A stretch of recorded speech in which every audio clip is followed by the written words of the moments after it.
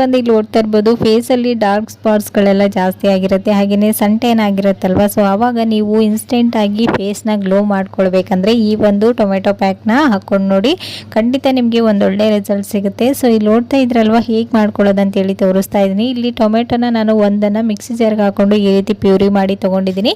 ನಂತರ ಇದಕ್ಕೆ ಒಂದು ಅರ್ಧ ಟೇಬಲ್ ಸ್ಪೂನಷ್ಟು ಅರಿಶಿಣ ಹಾಗೆಯೇ ಒಂದು ಅರ್ಧ ಟೇಬಲ್ ಸ್ಪೂನಷ್ಟು ಮೊಸರನ್ನ ಹಾಕ್ಕೊಂಡಿದ್ದೀನಿ.